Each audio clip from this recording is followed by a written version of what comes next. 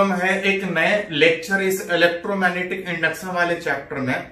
Last वाले lecture में हम लोग सीख रहे थे कि अगर कोई कंडक्टिंग रॉड या कोई कंडक्टिंग लूप अगर मैग्नेटिक फील्ड में हो, उससे जो लिंक फ्लक्स था, जो मैग्नेटिक फ्लक्स था, अगर टाइम के हिसाब से चेंज कर रहा था तो उस रॉड में, उस लूप में अपने आप एक ईएमएफ डेवलप हो रहा। अगर लूप क्लोज था तो उस ईएमएफ के कारण करंट पास कर रहा था, चार्ज फ्लो का बात था। लास्ट क्लास में हम लोग रॉड के केस में डिस्कस किया था न्यूमेरिकली कि रॉड अगर किसी मैग्नेटिक फील्ड में हो तो देख रहे थे कि उस रॉड मैग्नेटिक फील्ड में जब मूव कर रहा था तो जितना एरिया रॉड उस मैग्नेटिक फील्ड में मूव करने के ड्यूरेशन में जनरेट कर रहा था, उस एरिया से जो फ्लक्स पास कर रहा था, मान के चल रहा था रॉड से फ्लक्स पास कर रहा है, और अगर उस रॉड से फ्लक्स जो पास कर रहा है अगर टाइम के हिसाब से चेंज कर रहा था तो अपने आप एक ईएमएफ डेवलप हो रहा था। कितना, वो निकाले थे अलग अलग कंडीशन। और आज वाले लेक्चर में हम लोग सीखने का कोशिश करेंगे कि अगर रॉड के बजाय अगर कोई रेक्टेंगुलर लूप हो या अलग अलग शेप का लूप हो, जैसा रेक्टेंगल के लिए होगा बाकी दूसरे शेप के लिए उसी तरह से रिलेट हो। अगर कोई रेक्टेंगुलर लूप अगर किसी मैग्नेटिक फील्ड में अगर अलग अलग तरीके से रखा हो, उससे फ्लक्स कितना पास करेगा, अगर वो फ्लक्स टाइम के हिसाब से चेंज करता है तो ईएमएफ कितना इंड्यूस होगा, करंट कितना इंड्यूस होगा, कौन से डायरेक्शन में करंट इंड्यूस होगा, अलग अलग कंडीशन हम लोग सीखने की कोशिश करेंगे। विच इज लास्ट क्लास से अगर कंटिन्यू आगे करें तो आज रिलेट करेंगे कैलकुलेशन उस मैग्नेटिक फ्लक्स किसी रेक्टेंगुलर लूप से, और जो फ्लक्स चेंज करेगा तो ईएमएफ इंड्यूस होगा, साथ में अगर लूप क्लोज है तो एक करंट इंड्यूस होगा। कितना करंट इंड्यूस होगा उसको न्यूमेरिकली रिलेट करें। किसके थ्रू? तो अभी रिलेट कर रहे हैं रेक्टेंगुलर लूप, लेकिन ध्यान रहे कि जैसा रेक्टेंगुलर लूप के लिए रिलेट कीजिएगा, अगर वो स्क्वायर लूप है तो उसी तरह से होगा, या अगर लूप किसी और शेप का है, सर्किल है, एलिप्स है, तो सोचने का तरीका वही हो। जहां पे उस रेक्टेंगुलर लूप में भी अगर पहले कंडीशन में बात करें कि किसी परपेंडिकुलर मैग्नेटिक फील्ड में, किसी रीजन में मैग्नेटिक फील्ड, किसी रीजन में magnetic field, perpendicular magnetic field, इस रीजन में एक rectangular loop entering in magnetic field. मान ले रहे हैं किसी रेक्टेंगुलर लूप को पकड़ के खींच रहे हैं उस मैग्नेटिक फील्ड के इनसाइड, परपेंडिकुलर मैग्नेटिक फील्ड के इनसाइड किसी रेक्टेंगुलर लूप को खींच रहे हैं। जैसे जैसे खींचेंगे और वाला सेगमेंट उस मैग्नेटिक फील्ड के अंदर जाएगा। अगर इसको कांस्टेंट स्पीड से अगर v से खींचें तो कुछ सेगमेंट फील्ड के अंदर, कुछ सेगमेंट बाहर। कितना सेगमेंट अंदर? तो मान लेते हैं कि x लेंथ अंदर, तो बाकी भी अगर टोटल लेंथ l तो बाकी वाला हो जाएगा l माइनस एक्स। अब इस रेक्टेंगुलर लूप का अगर बात करें तो कुछ विड्थ भी होगा, कुछ होगा। जब इसको लूप को लगातार खींच रहे होंगे तो अलग अलग समय पे इस x का वैल्यू अलग अलग होगा। तो अगर एट एनी मोमेंट अगर मैग्नेटिक फ्लक्स अगर इस लूप से निकाले एट एनी मोमेंट, तो पढ़ा था फ्लक्स था b डॉट ds, जिसमें सबसे ज्यादा जो इंपॉर्टेंट था एंगल भी, उस फील्ड में एरिया कौन से डायरेक्शन में रखा है एंगल पे भी डिपेंड करेगा। गलती से एंगल 90 डिग्री हो जाए तो cos 90 0, फ्लक्स पास ही नहीं करे। यहां पे आप बोल सकते हैं कि अगर ये रेक्टेंगुलर लूप सारा अगर एक ही प्लेन में है तो एरिया वेक्टर बाहर होगा, फील्ड अंदर है, एंगल 180 डिग्री। जहां पे cos 180 माइनस फील्ड कुछ होगा, न्यूमेरिकली बोलेगा न्यूमेरिकली दे। एरिया का बात कीजिएगा तो वो एरिया जिससे लाइन पास कर रहा है, फ्लक्स वाला एरिया। फ्लक्स मतलब कितना लाइन उस एरिया से पास कर रहा है। बाहर कितना एरिया है उससे फ्लक्स को कोई फर्क नहीं पड़ेगा। जो एरिया उस मैग्नेटिक फील्ड वाले रीजन के इनसाइड है उस वाले सेगमेंट में फर्क पड़ेगा। तो अगर इतना सेगमेंट अगर इनसाइड है तो इसका लेंथ होगा x, विड्थ होगा बी, एरिया हो जाएगा बी इंटू एक्स। हाँ, जैसे जैसे रॉड को खींचेंगे, जरूरत पड़े तो आप लिख सकते हैं उस एक्स का वैल्यू वी टी, अगर v बराबर है स्पीड से। हाँ, अगर बोले एक्सेलरेशन से खींच रहा है तो x बराबर हाफ ए टी स्क्वायर, जैसा बोला जाए उस हिसाब से रिलेट कर सकते। इस रेक्टेंगुलर लूप के मैग्नेटिक फील्ड में इनसाइड खींचने के कारण फ्लक्स कुछ इतना लिंक हो रहा है, और अगर फ्लक्स अगर टाइम के हिसाब से चेंज करेगा, तो उस लूप में अपने आप एक ईएमएफ इंड्यूस हो from Faraday law of magnetic induction. EMF कितना इंड्यूस होगा? तो rate of change of flux जो उस लूप से लिंक कर रहा है, जिस रेट से फ्लक्स लिंक करेगा वही उस लूप का इंड्यूस ईएमएफ होगा, जहां पे is equal to minus D phi by D T में अगर मैग्नेटिक फील्ड हर जगह सेम है, B into B, minus minus positive आएगा, rate of change of flux में यहां पे डीएक्स बाई डी टी, यहां से लिख सकते हैं, जरूरत पड़े तो यहां से लिख सकते हैं। और dx बाई dt मतलब ये डिस्टेंस किस रेट से चेंज करेगा, अगर v स्पीड से खींच रहे हैं तो यही dx बाई dt का लेगा।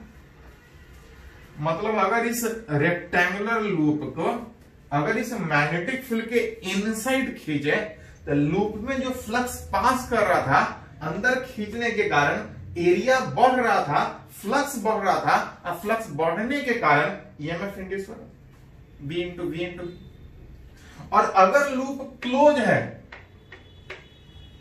कहीं भी बैटरी, और अगर एक क्लोज लूप अगर हिस्सा बन जाए सेगमेंट सर्किट का, तो वहां पे करंट पास करता है। उस ईएमएफ जो इंड्यूस हो रहा है उसके कारण उस लूप में एक करंट इंड्यूस होगा। कितना करंट इंड्यूस होगा? तो इंड्यूस करंट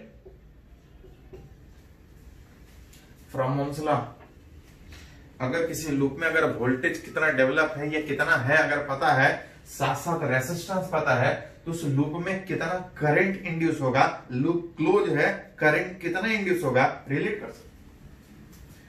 ईएमएफ था BVV divide by R, R is resistance, कुछ देगा लूप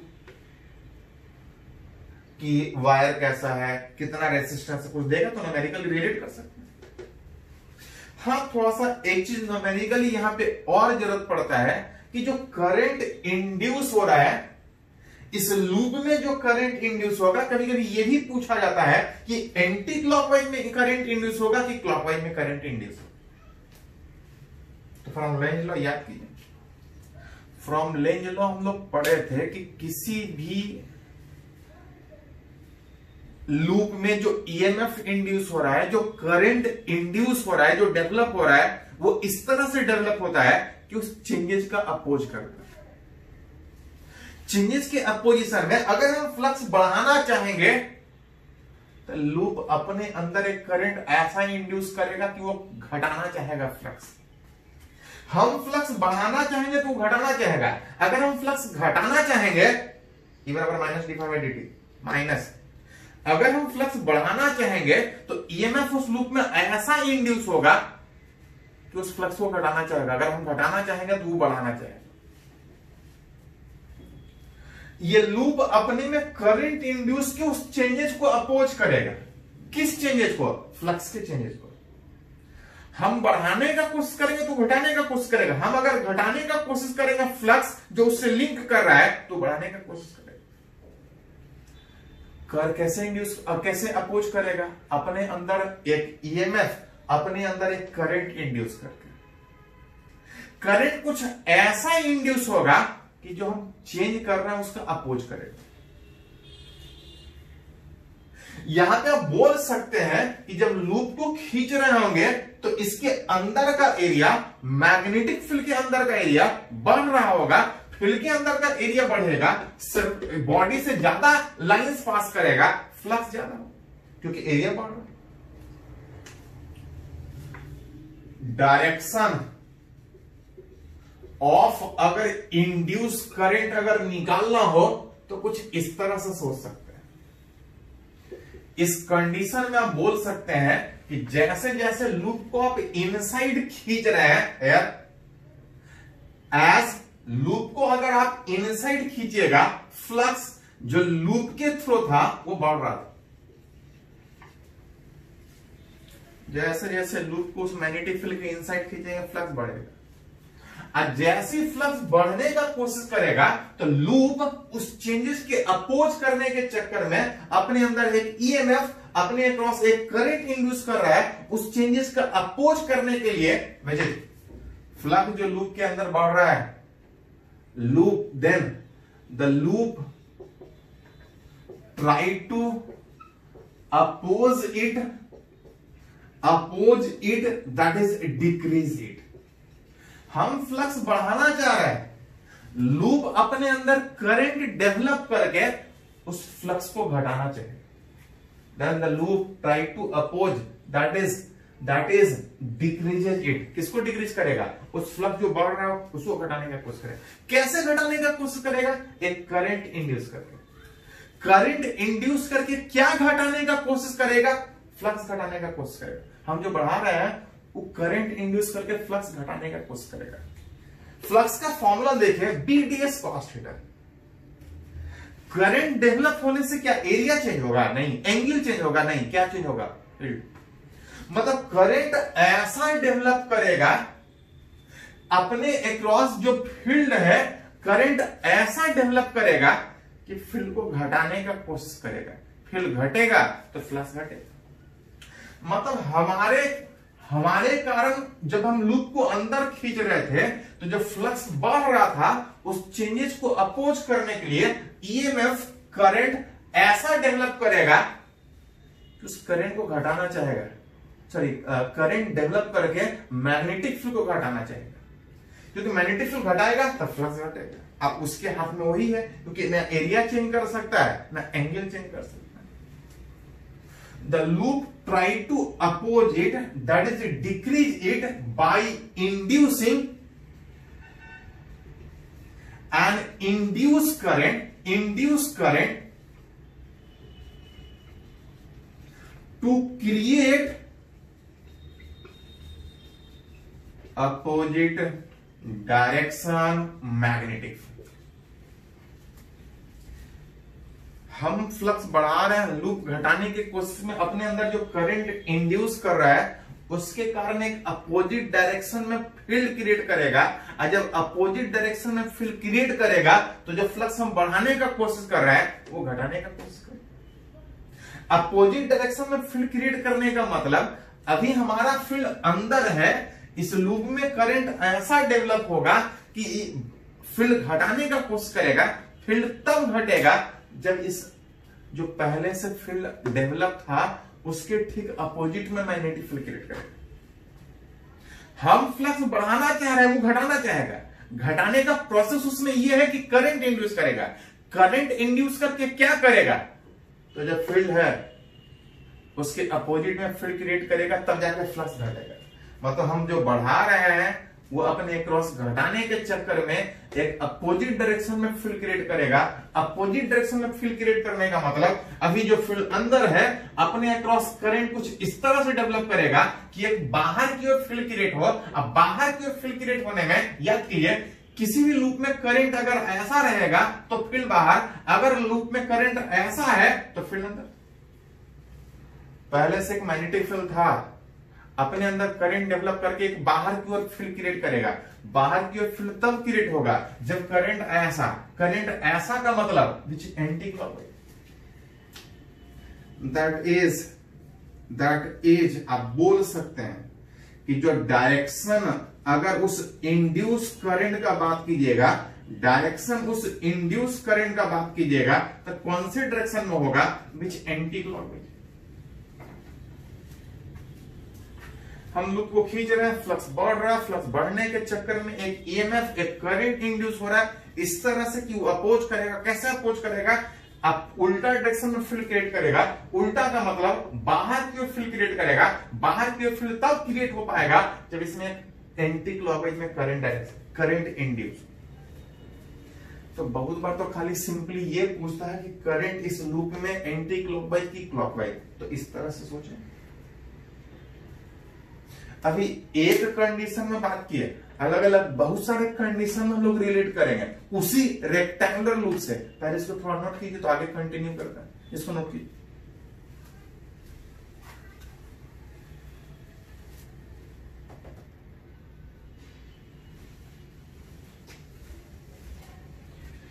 तो अभी हम लोग एक कंडीशन में सीखे कि किसी रेक्टेंगुलर लूप से फ्लक्स कितना पास करेगा। जो फ्लक्स पास कर रहा था अगर वो चेंज करेगा तो ईएमएफ कितना इंड्यूस होगा, उस ईएमएफ के कारण करंट कितना डेवलप होगा, कौन से डायरेक्शन में करंट डेवलप होगा।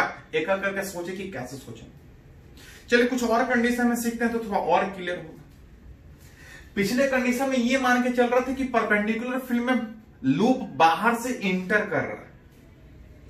अभी अगर दूसरे कंडीशन में अगर बात करें कि किसी मैग्नेटिक फील्ड वाले रीजन में लूप बाहर से इंटर करने के बजाय वो रेक्टेंगुलर लूप पूरा का पूरा इनसाइड ही है, कंप्लीटली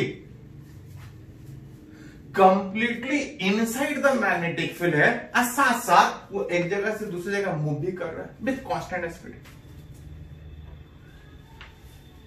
इसका कुछ लेंथ होगा, कुछ विड्थ भी होगा। किसी भी कंडीशन में लूप चाहे कैसा भी हो, सारे में सोचने का तरीका वही है।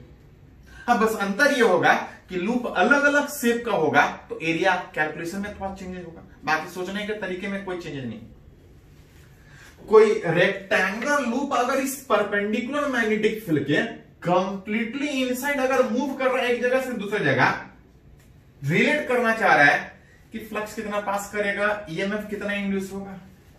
अगर इस लूप से अगर फ्लक्स निकाले तो फ्लक्स था B dot DS, that is B DS cos theta में उस लूप का एरिया वेक्टर बाहर outward normal, magnetic field inside एक्सोसाइड। मैग्नेटिक फील्ड अगर बात करें तो बी कॉस 180 माइनस 1, इस एरिया का बात कीजिएगा तो एल इंटू बी। अगर किसी रेक्टेंगुलर लूप से अगर फ्लक्स पता हो और अगर वो फ्लक्स अगर टाइम के हिसाब से अगर चेंज करेगा तो एक ईएमएफ इंड्यूस करेगा, और अगर ईएमएफ इंड्यूस कर रहा है तो एक करंट इंड्यूस करेगा। कितना? E1। मतलब अगर फ्लक्स निकालने आता है तो rate of change of flux EMF निकाल सकते हैं, और अगर ईएमएफ निकालने आता है तो करंट कितना इंड्यूस होगा वो रिलेट कर सकते हैं। लेकिन ध्यान रखें, ईएमएफ तब इंड्यूस होगा जब फ्लक्स चेंज करेगा। फ्लक्स इतना है, आप देख सकते हैं कि लूप को मैग्नेटिक फील्ड के इनसाइड कितना भी खींचते रहिए उसका लेंथ नहीं चेंज होगा। जब तक उसका शेप नहीं चेंज कीजिएगा, लेंथ चाहे कितना भी लूप को खींचते रहिए, लेंथ नहीं चेंज करेगा, विड्थ नहीं चेंज करेगा। अगर हर जगह सेम मैग्नेटिक फील्ड है तो मैग्नेटिक फ्लक्स कांस्टेंट, और अगर कहीं मैग्नेटिक फील्ड अगर फ्लक्स अगर कांस्टेंट है तो ईएमएफ इंड्यूस कितना है, और अगर ईएमएफ इंड्यूस हो ही नहीं रहा है तो करंट भी इंड्यूस नहीं होगा। ध्यान रहे, ये रेक्टेंगुलर लूप से इस तरह से जो डिस्कस कर रहा है कि लूप जब फील्ड में इंटर करेगा, जब कंप्लीटली इनसाइड होगा। एक और केस में जब loop is emerging from magnetic, जब मैग्नेटिक फील्ड से बाहर निकल रहा होगा। ये तीनों पार्ट में क्वेश्चन अलग अलग तरीके से बहुत बार पूछा, बहुत बार ग्राफ पूछता है कि फ्लक्स कितना होगा, ईएमएफ कितना होगा। तो देख रहे थे कि जब लूप इनसाइड जा रहा था तो पहले केस में निकाले थे, जब कंप्लीटली इनसाइड था तब भी इस केस में निकाले, और अगर निकालने आता है तो जरूरत पड़े तो ग्राफ में भी उसको रिप्रेजेंट कर सकते हैं। इंटर करने का फील्ड में सोचे, कंप्लीटली इनसाइड सोचे। अब चाह रहे हैं सोचना कि अगर ये लूप से बाहर निकल पाओ, जैसे loop is emerging from magnetic field, किसी रीजन में मैग्नेटिक फील्ड, आप उस मैग्नेटिक फील्ड वाले रीजन से लूप अगर बाहर इमर्ज कर रहा हो,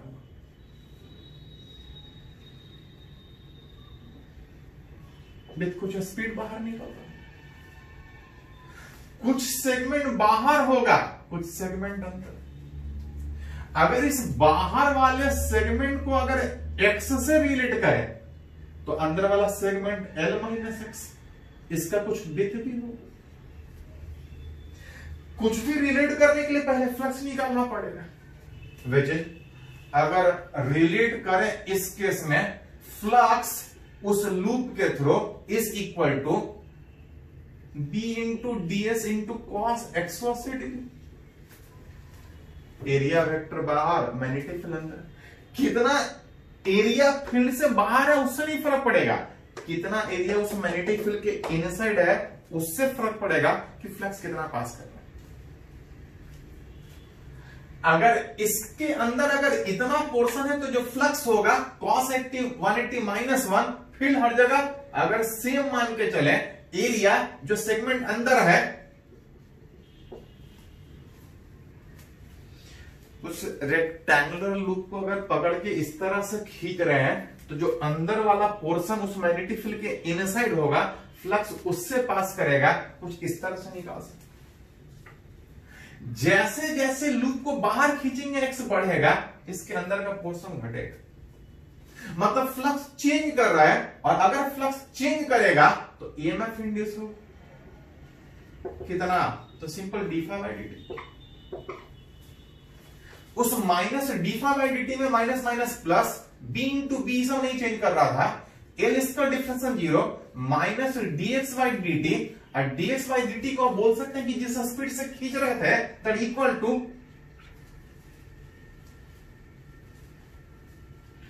जब इस लूप को खींच रहे हैं तो फ्लक्स चेंज कर रहा है, एक ईएमएफ इंड्यूस हो रहा है, ईएमएफ। अगर कांस्टेंट स्पीड से खींच रहे हैं तो ईएमएफ कांस्टेंट, स्पीड चेंज करेगा तो ईएमएफ चेंज होगा।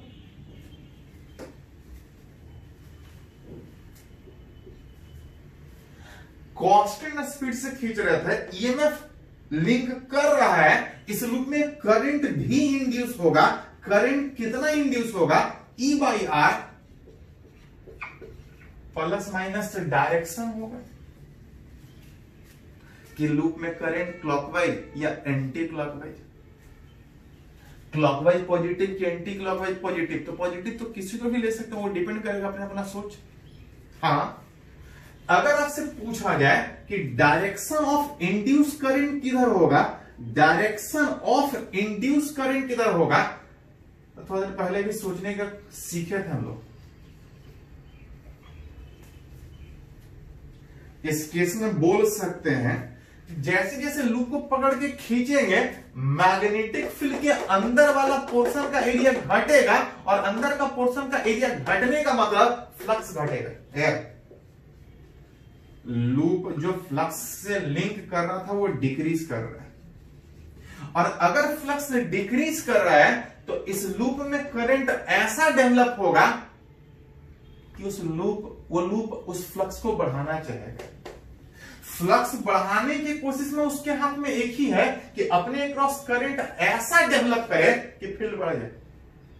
वो एक ही चीज कर सकता है, करंट इंड्यूस करके फील्ड क्रिएट कर सकता है।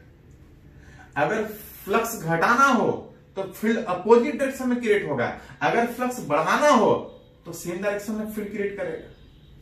हम कोशिश कर रहे हैं कि फ्लक्स घट जाए, लूप को खींच रहे थे, लूप उस चेंज को अपोज करने के चक्कर में फ्लक्स बढ़ाना चाहेगा। बढ़ाने के लिए loop will create same direction, same direction में लूप मैग्नेटिक फील्ड क्रिएट करेगा। सेम डायरेक्शन में फील्ड क्रिएट करने का मतलब फील्ड बाहर की ओर क्रिएट करेगा। अब किसी भी लूप में करंट ऐसा तो फील्ड बाहर, अगर करंट ऐसा तो फील्ड अंदर। फ्लक्स बढ़ना चाहिए, हम घटा रहे हैं, ये लूप बढ़ाने के चक्कर में करंट कुछ इस तरह से डेवलप करेगा, करंट कुछ इस तरह से डेवलप करेगा तो फ्लक्स घटता, लेकिन हम लूप बढ़ाने का कोशिश कर रहे हैं कुछ इस तरह से मतलब करंट इसमें clockwise. Loop will create same direction magnetic field, that is direction. अगर उस इंड्यूस करंट का बात कीजिएगा तो क्लॉकवाइज।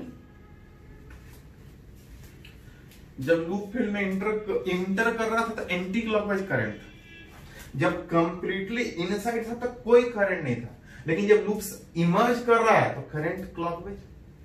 ग्राफ में उस तरह से एक वाले एंटी क्लॉकवाइज को पॉजिटिव लीजिएगा तो क्लॉकवाइज को नेगेटिव दिखाना पड़ेगा।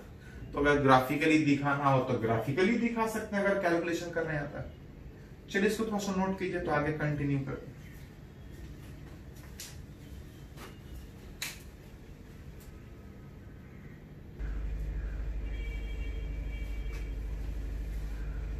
तो हम लोग रिलेट कर रहे हैं किसी लूप से, वो अलग अलग कैसा भी शेप का हो, सोचने का तरीका एक ही।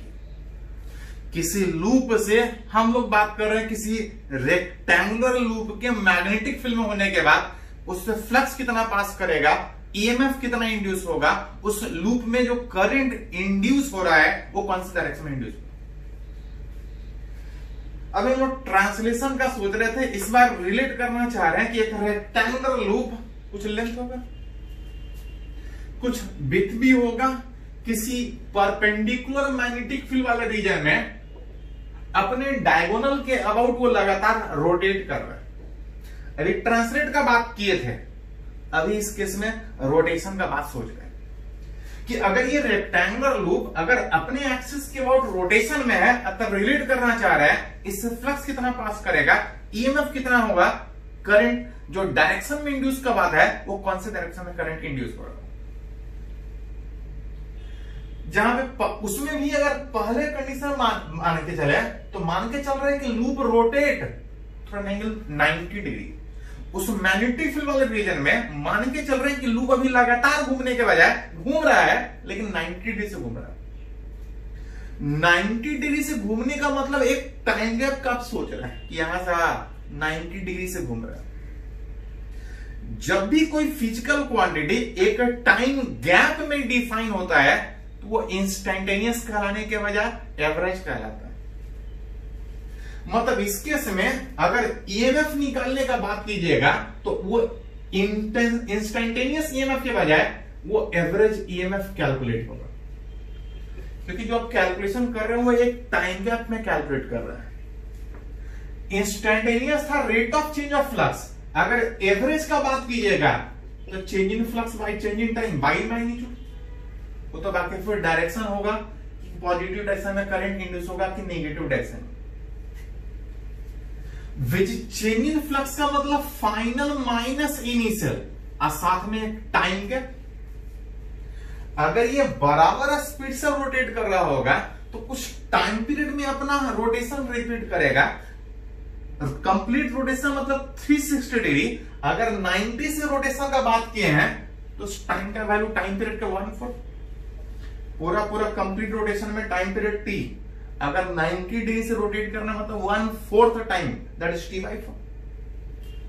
और उस टाइम पीरियड का वैल्यू होता है 2π/ω। अगर ओमेगा के टर्म में सोचे तो 2π/ω/4 कीजिएगा तो ये π/2ω। टाइम पीरियड 2π/ω रिलेट कीजिएगा तो 2 कैंसिल आउट, 2ω बच जाएगा। जिसको अगर थोड़ा सा अरेंज करके ऊपर लिखे तो 2ω/π फाइनल फ्लक्स, तो फ्लक्स था B × S × cos theta. Initial का बात कीजिएगा तो BS × cos थीटा, जिसमें अगर इनिशियली अगर इस तरह से सोचें तो फील्ड को आप बाहर सोच सकते हैं, सॉरी एरिया को बाहर सोच सकते हैं, एरिया वेक्टर इस प्लेन के आउटवर्ड। अब मैग्नेटिक फील्ड को इनसाइड सोच सकते हैं, मतलब इनिशियली अगर एंगल का बात कीजिएगा तो 180 डिग्री है। अभी अगर बात कर रहे हैं तो एरिया बाहर फील्ड अंदर, लेकिन ये जब लूप जो अभी इस तरह से है, जब 90 डिग्री से रोटेशन में सोचिएगा तो लूप इस प्लेन में होगा, एरिया वेक्टर ऊपर फील्ड अंदर, एरिया ऊपर मैग्नेटिक फील्ड अंदर होने का मतलब फाइनल के केस में एंगल सोचिएगा तो 90 डिग्री आएगा।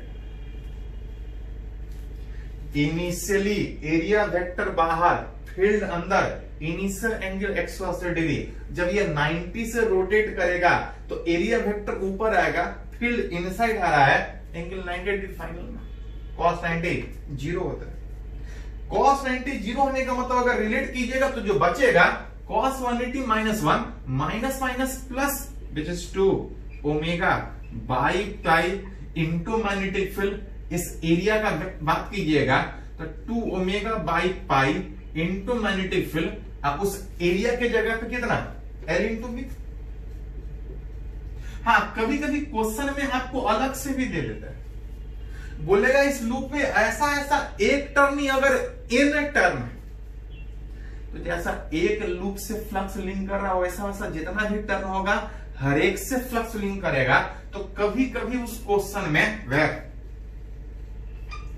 अगर लूप में नंबर ऑफ टर्न दिया है तो आप इस तरह से सोच सकते।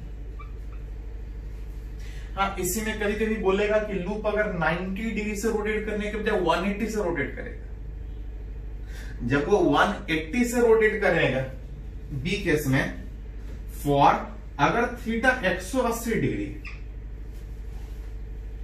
180 का मतलब कि अगर लूप अगर बाहर था, एरिया वेक्टर बाहर था इनिशियली, जब लूप 180 से घूमेगा, 180 से घूमेगा, तो जो एरिया वेक्टर बाहर सोच रहा है फाइनल एरिया अंदर चला जाएगा। उस समय जब 180 होगा तो ईएमएफ में अगर रिलेट कीजिएगा, delta phi by delta t relate कीजिएगा, तो सब कुछ उसी तरह से रिलेट कर सकते हैं। बस फाइनल में बात कीजिएगा तो BS cos 0 डिग्री आएगा, इनिशियल में बात कीजिएगा तो 180 डिग्री। अगर एरिया इस प्लेन में शुरू में सोच रहा तो एरिया वेक्टर बाहर, फिर अंदर, इनिशियल एंगल 180 डिग्री। आज जब फाइनल में बात कीजिएगा तो यही एरिया घूम के जब अंदर जाएगा तो एरिया वेक्टर इनसाइड होगा, फिर भी अंदर, एंगल 0 डिग्री, सब कुछ उसी तरह से रिलेट किया। इसी में अगर एक तीसरे कंडीशन में बात करें कि लूप कंटिन्यूअसली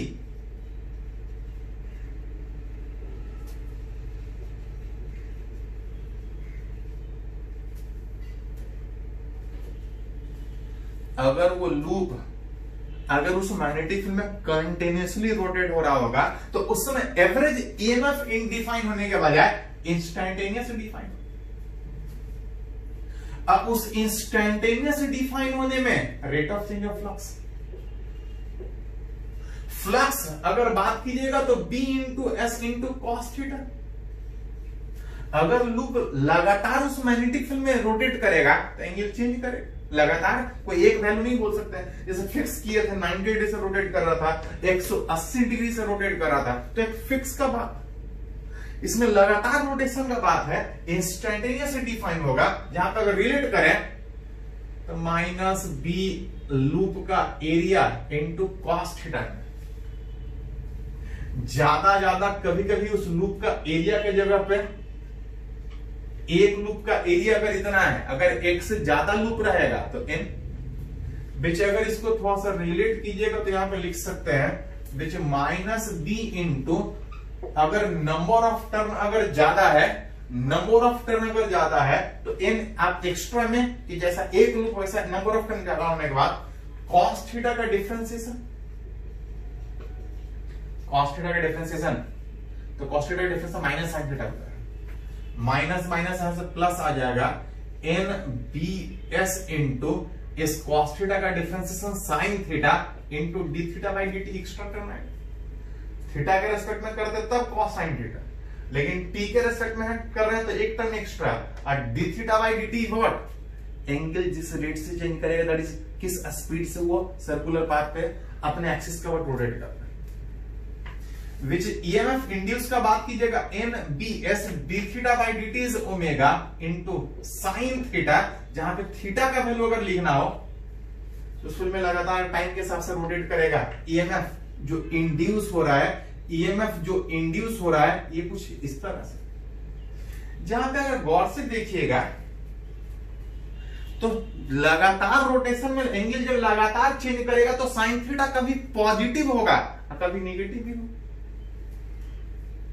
कभी पॉजिटिव कभी नेगेटिव का मतलब कभी ईएमएफ जो लूप में डेवलप हो रहा होगा वो पॉजिटिव ऑर्डर में और कभी कभी नेगेटिव ऑर्डर में, मतलब कभी करंट क्लॉकवाइज डेवलप होगा, कभी करंट एंटी क्लॉकवाइज डेवलप होगा। ध्यान रखिएगा, इससे पहले जितना भी करंट हम लोग अभी तक 12th में यूज किए हैं, चाहे करंट इलेक्ट्रिसिटी हो, चाहे मैग्नेटिक इफेक्ट ऑफ करंट हो, कहीं भी करंट जब देता था तो ये मान के चलते थे कि करंट सेम है, करंट सेम है, सेम डायरेक्शन में है, इस करंट को हम लोग डायरेक्ट करंट बोलते हैं। लेकिन अगर गौर से इस वोल्टेज का जब प्रॉपर्टी देखिएगा तो कभी साइन थीटा पॉजिटिव, मतलब कभी वोल्टेज पॉजिटिव ऑर्डर में, कभी वोल्टेज नेगेटिव ऑर्डर में, कभी करंट पॉजिटिव ऑर्डर में, कभी करंट नेगेटिव ऑर्डर में, ऐसे करंट को अल्टरनेटिंग करंट बोलते हैं। ऐसे वोल्टेज को अल्टरनेटिंग वोल्टेज बोलते हैं। एसी अल्टरनेटिंग वोल्टेज, घर में जो करंट जनरली यूज करते हैं वो एसी अल्टरनेटिंग करंट होता है। जो घर में बैटरी से करंट होता है वो डीसी। डीसी में करंट हमेशा सेम मैग्नीट्यूड और सेम डायरेक्शन होता है, लेकिन एसी में वोल्टेज लगातार चेंज करेगा। एक ही वायर में कभी करंट पॉजिटिव ऑर्डर में, एक ही वायर में कभी करंट निगेटिव ऑर्डर में डेवलप होता है। डिटेल में अगले चैप्टर में, एक पूरा चैप्टर है अगले में, अगला चैप्टर पूरा अल्टरनेटिंग वोल्टेज अल्टरनेटिंग करंट पे। बहुत बार जेईई मेन में या नीट में तो सीधा सीधा यही पूछा है कि जो ईएमएफ इंड्यूस होगा उसका एम्पलीट्यूड मैक्सिमम वैल्यू कितना होगा। साइन थीटा का मैक्सिमम वैल्यू 1, अगर वोल्टेज का मैक्सिमम वैल्यू का बात कीजिएगा तो ये मैक्सिमम वैल्यू होगा। ईएमएफ कुछ इस तरह से इंड्यूस हो रहा है, अगर करंट इंड्यूस अगर निकाले तो ई बाई आर, खाली रेसिस्टेंस से डिवाइड करना पड़ेगा। ये एक तरह का अल्टरनेटिव करंट हो, कभी करंट पॉजिटिव ऑर्डर में और कभी करंट निगेटिव ऑर्डर में। हाँ, ऐसे केस में कभी कभी पूछा जाता है, जो ईएमएफ हो रहा था, करंट हो रहा था, कभी कभी ये पूछा जाता है कि लूप है, करंट लगातार पास कर रहा है, कुछ हीट भी डेवलप होगा। अगर हीट डेवलप अगर उस लूप में रिलेट कीजिएगा तो हीट होता है आई स्क्वायर आर टी, लेकिन ये तब होता है जब हर समय वोल्टेज सेम हो, करंट सेम हो। अगर करंट टाइम के हिसाब से लगातार चेंज करे तो हीट कुछ इस तरह से इंटीग्रेट करके निकालना पड़ेगा, जितने समय में बोले रिलेट करने के लिए। हीट के बजाय अगर आपसे पूछा जाए कि power required to rotate this loop, ध्यान दीजिए थोड़ा सा, जो हीट डेवलप होगा वो सर्किट में लॉस हो जाएगा। लॉस होने का मतलब कोई ना कोई पावर सप्लाई कर रहा होगा। विजिट मैग्नेटिक फील्ड में जब ये रोटेट करेगा तो अपने आप रोटेट नहीं करेगा, आप उसको लगातार पावर सप्लाई कीजिएगा। जब लगातार पावर सप्लाई कीजिएगा तो रोटेट करेगा, और जितना एक्स्ट्रा में पावर जो सप्लाई कर रहा है वो सब लॉस, सीधा सीधा लॉस होगा। हीट डेवलप उस लूप में जितना भी होगा वो लॉस में जाएगा, और उस लॉस को कवर करने के लिए आपको लगातार उस लूप को उस फील्ड में रोटेट करने के लिए पावर सप्लाई करना पड़ेगा। पावर रिक्वायर्ड टू रोटेट अगर बात कीजिएगा तो पावर इज इक्वल टू जो हीट डेवलप हो रहा था। हाँ, हीट डेवलप पर यूनिट है, मतलब अगर ये हीट रिलेट करने आता है, जो कि रिलेट कर सकता है, अगर करंट पता है, अगर पावर से रिलेटेड क्वेश्चन पूछा जाए तो आगे सोच सकते हैं। जनरली इतना ज्यादा नहीं, यहीं तक पूछा जाता है ईएमएफ कितना इंड्यूस होगा, करंट कितना इंड्यूस होगा, उस ईएमएफ करंट का एम्पलीट्यूड कितना होगा, मैक्सिमम वैल्यू कितना होगा, अगर वो लूप लगातार फील्ड में रोटेट करे तो इस तरह से आप सोच सकते हैं। चलिए इसको थोड़ा सा नोट कीजिए, कुछ आगे कंटिन्यू करते हैं।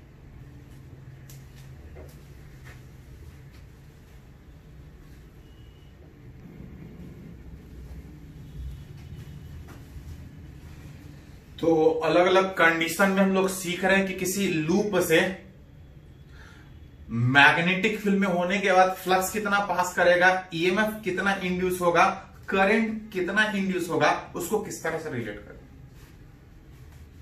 चलिए कुछ और कंडीशन हम लोग सीखते हैं। जैसे इस बार मान के चल रहे हैं कि कोई रेक्टेंगुलर लूप किसी करंट वायर के मैग्नेटिक फील्ड में, अभी तक लूप मैग्नेटिक फील्ड में देता था, जो मैग्नेटिक फील्ड था वो हमको दिया हुआ रहता था, लेकिन मैग्नेटिक फील्ड देने के बजाय बोल रहा है कि ये जो लूप रखा है किसी वायर के मैग्नेटिक फील्ड में रखा है। एक करंट वायर जिसने पढ़े हैं कि करंट के कारण, लॉन्ग स्ट्रेट वायर के कारण, अगर इस वाले रीजन में बात करें तो मैग्नेटिक फील्ड इनसाइड, जैसे जैसे डिस्टेंस बढ़ेगा मैग्नेटिक फील्ड चेंज करेगा। यहां से अगर आर डिस्टेंस पे सोचे तो जो मैग्नेटिक फील्ड आर डिस्टेंस पे था, μ0/4π2I/r, जैसे जैसे दूर जा रहे थे फील्ड घट रहा था। इस डिक्रीजिंग मैग्नेटिक फील्ड में, इस डिक्रीजिंग मैग्नेटिक फील्ड में अगर कोई रेक्टेंगुलर लूप जिसका कुछ लेंथ, कुछ विड्थ, कुछ डिस्टेंस पर रखा हो, रिलेट करना चाह रहा है, इस लूप के इस फील्ड में होने के बाद इससे फ्लक्स कितना पास करेगा, फ्लक्स कितना पास करेगा, ईएमएफ कितना इंड्यूस होगा, करंट कितना इंड्यूस होगा, उसको किस तरह से रिलेट करेंगे। करंट निकालने के लिए ईएमएफ निकालना पड़ेगा, और ईएमएफ निकालने के लिए सबसे पहले हमको फ्लक्स चाहिए। फ्लक्स सबसे पहले उस लूप से निकालना पड़ेगा। किसी करंट वाले वायर के फील्ड में अगर ये रेक्टेंगुलर लूप है, पता है कि जैसे जैसे डिस्टेंस बढ़ेगा फील्ड घटेगा, अलग अलग जगह से अलग अलग फ्लक्स लिंक करेगा, तो इसके लिए हम टोटल को एक साथ नहीं सोच सकते क्योंकि हर जगह फील्ड सेम नहीं। आर डिस्टेंस पे डीआर थिकनेस का अगर एक छोटा सा सेगमेंट सोचे, पहले इससे फ्लक्स निकालेंगे और टोटल निकालना है तो इंटीग्रेट कर लेंगे। फ्लक्स इस करंट वायर के फील्ड में अगर रिलेट कीजिएगा तो फ्लक्स था, विच इज अगर अलग अलग जगह पे अलग अलग है तो बीडीएस कॉस थीटा का इंटीग्रेशन। यहां पे इस इंटीग्रेशन में अगर कॉस थीटा अगर डाले तो एरिया वेक्टर बाहर, field inside, angle 180 degree, cos 180 कितना, एट एनी पोजीशन पे अगर फील्ड का बात कीजिएगा, मैग्नेटिक फील्ड का बात कीजिएगा, mu naught by 4 pi 2i by r, ये छोटा सा सेगमेंट बात कीजिएगा तो इसका width b, thickness dr, area हो जाएगा बीडीआर। जहां से रिलेट कीजिएगा तो mu naught by 4 pi 2i b और dr बाई आर का इंटीग्रेशन, लिमिट बैठाने का बात कीजिएगा तो एक करके छोटा छोटा सेगमेंट यहां से स्टार्ट ही हो रहा है, आर इक्वल टू डी से एक करके upper limit l plus t. थोड़ा सा अरेंज कीजिएगा तो mu naught by 4 pi 2i by b, dr by r का इंटीग्रेशन, dr बाई आर का इंटीग्रेशन ln r होता है, ln r में लिमिट बैठाइएगा तो ln l plus d upper limit, और लोअर लिमिट में माइनस होता है जिसको अगर रिलेट कीजिएगा तो d नीचे आएगा। दैट इज फ्लक्स उस रेक्टेंगुलर लूप के उस मैग्नेटिक फील्ड में होने के बाद। और अगर कहीं फ्लक्स पता है तो ईएमएफ निकाल सकते हैं, करंट निकाल सकते हैं। जैसे इस केस में बात कीजिएगा कि ईएमएफ कितना इंड्यूस होगा, तो किसी भी लूप से ईएमएफ तब इंड्यूस होता है जब फ्लक्स चेंज करता है, वो भी तब जब टाइम के हिसाब से चेंज करेगा। फ्लक्स चेंज करने में ये तो नहीं चेंज करेगा, या तो करंट इस वायर में चेंज करे, बाकी तो कुछ चेंज करने लायक नहीं। अगर करंट चेंज करे या लूप को पकड़ के खींचे तो डिस्टेंस चेंज करे, तब यहां से फ्लक्स चेंज हो सकता है। अगर इस केस में अगर कुछ भी चेंज नहीं हो रहा है तो फ्लक्स भी कांस्टेंट होगा, और अगर किसी लूप से फ्लक्स जो पास कर रहा है उससे नहीं फर्क पड़ता है, जो फ्लक्स पास कर रहा है अगर वो टाइम के हिसाब से चेंज करे तो एक ईएमएफ इंड्यूस होगा, एक करंट इंड्यूस होगा, लेकिन ईएमएफ है ही नहीं, फ्लक्स चेंज ही नहीं कर रहा है, तो ना ईएमएफ इंड्यूस करेगा और ना करंट इंड्यूस करेगा।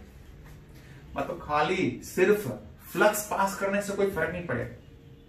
फ्लक्स जो पास कर रहा है अगर वो टाइम के हिसाब से चेंज करेगा तब जाके ईएमएफ इंड्यूस होगा, तब जाके करंट इंड्यूस होगा। हाँ, इसी केस में अगर बोला जाए, चलो देखो भाषा, अगर इसी में अगर और कंडीशन में बात की जाए कि इस रेक्टेंगुलर लूप के इस मैग्नेटिक फील्ड में अगर जो करंट पास कर रहा है, अगर करंट इंक्रीज करे, करंट बढ़ेगा तो फील्ड बढ़ेगा, फील्ड बढ़ेगा, करंट बढ़ेगा, फील्ड बढ़ेगा तो फ्लक्स बढ़ेगा। और अगर फ्लक्स बढ़ा या घटा, चेंज किया, तो ईएमएफ इंड्यूस होगा, करंट इंड्यूस होगा। अगर करंट चेंज होगा तो ईएमएफ इंड्यूस होगा। कितना ईएमएफ इंड्यूस होगा? Minus d∅dt। इस फ्लक्स के चेंज में करंट अगर चेंज हो रहा है, बाकी सब कांस्टेंट, डिफरेंशिएट कीजिएगा तो mu naught by 4 pi 2 b 2b ln l plus d by d, और जो बचेगा वो डी बाई डी टी। हाँ देगा क्वेश्चन में कि करंट किस तरह चेंज कर रहा है, करंट किस तरह चेंज कर रहा है अगर पता चल जाए तो हम ईएमएफ इंड्यूस निकाल सकते हैं। और करंट इंड्यूस निकालना हो, करंट इंड्यूस, तो अगर ईएमएफ पता है इस लूप का रेसिस्टेंस से डिवाइड करेंगे तो हो जाएगा, निकाल सकते हैं। हाँ बस थोड़ा सा बचा कि करंट इंड्यूस होगा तो इस लूप में एंटी क्लॉकवाइज की क्लॉकवाइज इंड्यूस होगा। पढ़े हैं कि अगर करंट बढ़ेगा तो फील्ड बढ़ेगा, फ्लक्स बढ़ेगा, और अगर फ्लक्स बढ़ रहा है तो लूप उस चेंज को घटाने के चक्कर में जो इस करंट के कारण मैग्नेटिक फील्ड जो इनसाइड था, जो बढ़ रहा था, करंट बढ़ाने से फील्ड बढ़ रहा था, फ्लक्स बढ़ रहा था, अपने अंदर करंट कुछ इस तरह से इंड्यूस करेगा कि उस फ्लक्स को घटाने का कोशिश करेगा, फ्लक्स घटाने के चक्कर में फील्ड घटाएगा। ये लूप अपने अंदर करंट डेवलप करके फील्ड घटाएगा। इसके कारण फील्ड अंदर था, उसको घटाने के लिए ये लूप बाहर की ओर फील्ड क्रिएट करेगा। अब बाहर की ओर फील्ड तब क्रिएट होगा जब करंट इस तरह से होगा, तब बाहर की ओर फील्ड क्रिएट होगा। दिस इज करंट कौन से डायरेक्शन में, एंटी क्लॉकवाइज। हाँ करंट घटता तो फील्ड घटता, फ्लक्स घटता, और अगर फ्लक्स घटता तो ये लूप अपने अंदर करंट इस तरह से इंड्यूस करता कि बढ़ाने का कोशिश करता, बढ़ाने के लिए सेम डायरेक्शन में फील्ड, सेम डायरेक्शन में फील्ड मतलब दिस इज क्लॉकवाइज। मतलब अगर करंट बढ़ा रहा है तो इसमें करंट एंटी क्लॉकवाइज डेवलप होगा, अगर करंट घटाते तो वो क्लॉकवाइज डेवलप होता। तो जैसा पूछा है। हाँ अगर इसी में अगर एक और कंडीशन में बात किया जाए कि करंट बढ़ने के बजाय करंट कांस्टेंट हो, इस लूप को पकड़ के खींच रहे हैं इस तरह से, जब लूप को पकड़ के खींचिएगा तो ना डी चेंज करेगा, ना एल चेंज करेगा, ना बी चेंज करेगा, कुछ चेंज ही नहीं करेगा। लूप को कितना भी पकड़ के खींचिए, फ्लक्स सेम रहेगा, EMF induce, current induce zero होगा। हाँ अगर लूप को उधर खींचने के बजाय अगर लूप को अगर इस साइड खींचे, अगर लूप को इस साइड खींचिएगा तो ये डी चेंज करेगा, और अगर डी चेंज किया तो फ्लक्स चेंज करेगा, और अगर फ्लक्स चेंज किया तो ईएमएफ इंड्यूस होगा। कितना तो रिलेट कर सकते, उस फ्लक्स चेंज में बाकी सब कांस्टेंट है, mu naught by 4 pi 2i by, change क्या कर रहा है डी। जब इसको डिफरेंशिएट करने का बात कीजिएगा तो डिफरेंशिएशन उस ln l प्लस डी का आएगा minus ln D, which is mu naught by 4 pi which is 2i by D. इसको थोड़ा सा डिफरेंशिएट कर सकते हैं, लॉग का differentiation 1 by l plus D होगा। ये लॉग का हुआ, इसके अंदर जाएंगे तो l कांस्टेंट था, डी बाई डी, जिसको अगर d लिखने के बजाय x से लिखेगा तो थोड़ा सा यहाँ पे कंफ्यूजन है dd में, l प्लस x ये x आएगा, dx by dt minus 1 by x into D x by D T. ln l plus x का डिफरेंशिएशन 1 बाई x में l प्लस d नहीं x आएगा, और l तो कांस्टेंट था, differentiation 0, dx by dt is what, तो dx by dt is velocity, dx by dt को भी बैठा के निकाल सकते हैं कि ईएमएफ कितना इंड्यूस होगा, और अगर ईएमएफ निकल गया रेसिस्टेंस से डिवाइड करेंगे तो करंट निकल जाएगा। हाँ करंट क्लॉकवाइज के एंटी क्लॉकवाइज। तो जब लूप को इस तरह से खींचिएगा, लूप दूर जा रहा होगा, लूप दूर जाएगा, फ्लक्स घटेगा, लूप फ्लक्स बढ़ाने के चक्कर में सेम डायरेक्शन में फील्ड क्रिएट करेगा, और सेम डायरेक्शन में फील्ड में करंट ऐसा तो बाहर की ओर फील्ड होता, लूप दूर ले जा रहा है, फ्लक्स घटेगा, फ्लक्स बढ़ाने के लिए सेम डायरेक्शन में फील्ड, अंदर की ओर फील्ड, करंट कितना होगा, दिस इज एंटी क्लॉकवाइज। तो जैसा पूछा जाए इसमें जो चेंज करना, चेंज बहुत तरह से कर सकता है। बोलेगा कि लूप रोटेट कर रहा है तो रोटेशन का सोचेंगे, इस तरह से ले जा रहे हैं, कभी नजदीक लाने का बात होगा, ऊपर लेके नहीं जाने का, नीचे का बात होगा, करंट चेंज करेगा, जो फैक्टर हो फ्लक्स निकालने आता है, जो भी फैक्टर चेंज कर रहा होगा उसके रेस्पेक्ट में डिफरेंशिएट कर लीजिए। चलो इसको नोट कीजिए तो।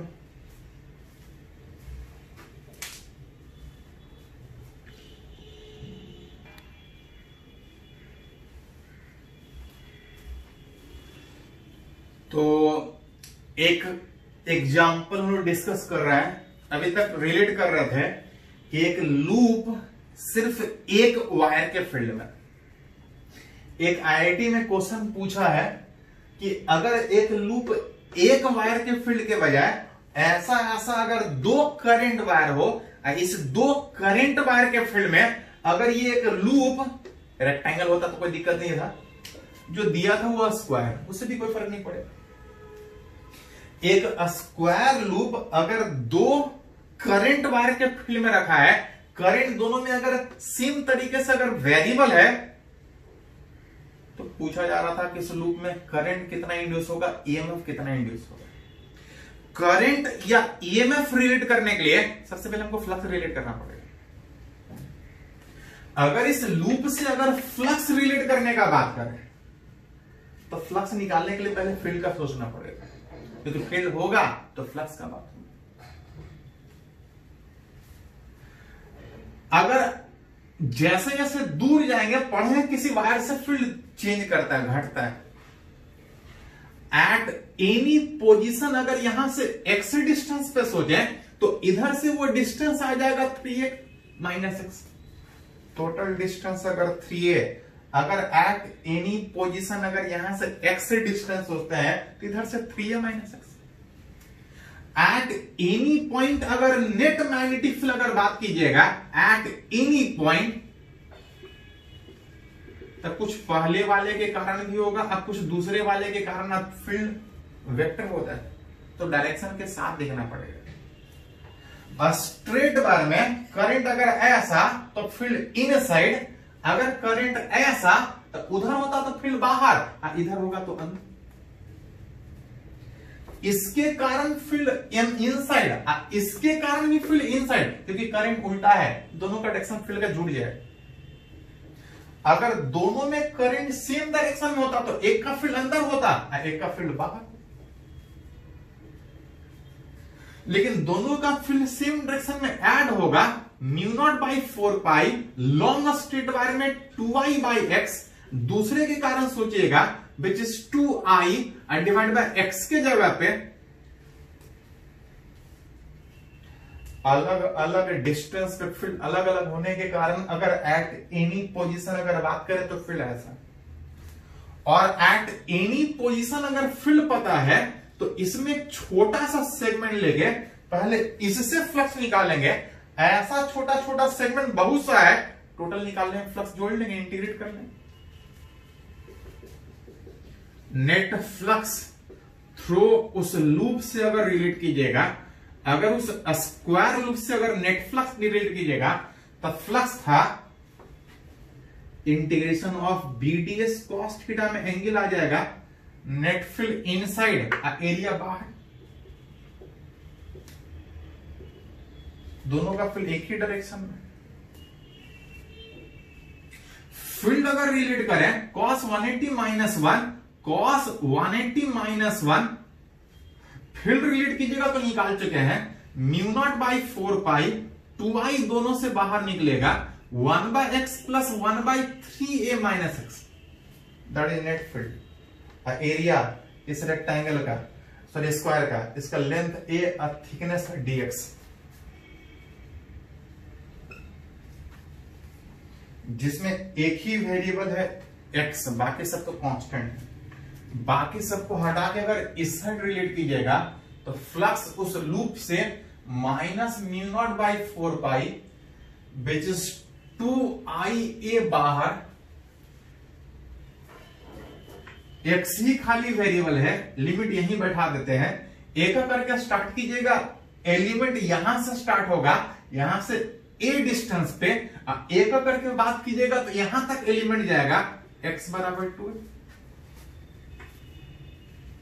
Mu naught by 4 pi 2ia बाहर, 1 बाय एक्स का इंटीग्रेशन 1 बाय एक्स का इंटीग्रेशन होता है ln x, 1 बाय एक्स का इंटीग्रेशन ln x, और इस कांस्टेंट से कोई फर्क नहीं पड़ेगा, इसका भी इंटीग्रेशन आएगा ln x, कांस्टेंट से फर्क नहीं पड़ता। हाँ, फर्क क्या पड़ता है, इस x के कोफिशिएंट में माइनस है, जितना इसके कोफिशिएंट में माइनस हो जितना इसके कोफिशिएंट में मल्टीप्लिकेशन होता है, डिफरेंशिएशन में उतना से डिवाइड, इंटीग्रेशन डिफरेंशिएशन में उतना से मल्टीप्लाई, इंटीग्रेशन में उतना से डिवाइड। इस x के मल्टीपल में -1 आने के कारण यहां पे लिख देते हैं सिर्फ माइनस आएगा, और तो कुछ आ नहीं रहा है। Limit x equal to a से x इक्वल टू 2a था, minus mu naught by 4 pi which is 2ia। सबसे पहले अगर अपर लिमिट बैठा है तो ln x के जगह पे 2a, इसी में पहले लोअर लिमिट बैठा लेते हैं तो log m minus lower limit में माइनस में वो नीचे आ गया। इसके अलावा इसमें अगर लिमिट बैठा है तो अपर लिमिट में x के जगह पे 2a में 3a माइनस 2a आएगा, और लोअर लिमिट में माइनस आने में x के जगह पे a बैठाइएगा तो इस तरह से आप लिख सकते। Overall mu naught by 4 pi which is 2ia ln ये 2 आ रहा है, यहां पे कितना आ रहा है, तो ln a ln 2a में 1/2 माइनस ln 1/2 को अगर लिखना चाहें तो माइनस ln 2 लिख सकते हैं। अब माइनस ln 2 लिखने का मतलब माइनस माइनस प्लस दोनों ऐड होगा which is minus mu naught by 4 pi which is 2ia, ये 4 ln 2।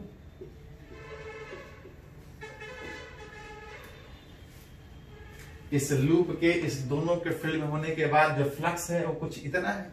हाँ, बस गड़बड़ क्या था कि हमको फील्ड इसका सोचने के बजाय दोनों का फील्ड सोचना था।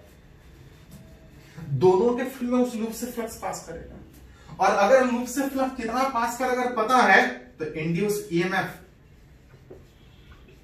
E बराबर माइनस d∅dt में बाकी सब कांस्टेंट जो चेंज कर रहा है, करंट इधर भी वही है, इधर भी करंट वही है, mu naught by 4 pi minus minus plus, sorry यहां पे 2 ln 2 था, अब चाहे तो 2 इंटू 2 4 को हटा दीजिए, म्यू नॉट बाई पाई यहां से बच जाएगा i इंटू ए, ln 2 में i का डिफरेंशिएशन होगा di by dt। di by dt का मतलब था उस i बराबर i not sine omega t का differentiation, mu naught by pi which is a ln 2, इसका डिफरेंशिएशन कीजिएगा, i नॉट बाहर आ जाएगा, साइन का डिफरेंशिएशन कॉस ओमेगा t, बस t का जो मल्टीपल है उतना से डिफरेंशिएशन में मल्टीप्लाई। जगह नहीं है, थोड़ा सा इसको अरेंज कर ऐसे लिख सकते हैं, कितना हो जाएगा, mu naught by pi a I not omega ln 2 into cos omega T. Time के हिसाब से उस लूप में जो ईएमएफ इंड्यूस होगा वो वेरिएबल ईएमएफ इंड्यूस होगा, कभी पॉजिटिव ऑर्डर में कभी निगेटिव ऑर्डर में, उस तरह से रिलेट कर सकते हैं। ये एक तरह का अल्टरनेटिंग, कभी करंट पॉजिटिव ऑर्डर में कभी निगेटिव कितना है तो ईएमएफ पता है, रेसिस्टेंस से खाली डिवाइड कर दीजिए, करंट निकाल सकते हैं। तो जैसा पूछा जाए, जिस तरीके से पूछा जाए, अगर फील्ड निकालने आता है तो फ्लक्स भी निकाल सकते हैं, अगर फ्लक्स निकालने आता है तो ईएमएफ निकाल सकते हैं। अगर ईएमएफ निकलेगा सिंपली उस लूप के रेसिस्टेंस से डिवाइड करेंगे, करंट इंड्यूस रिलेट होगा। तो आज वाले लेक्चर में इतना ही होगा, बाकी नेक्स्ट वाले लेक्चर में इसको थोड़ा नोट कर लीजिए।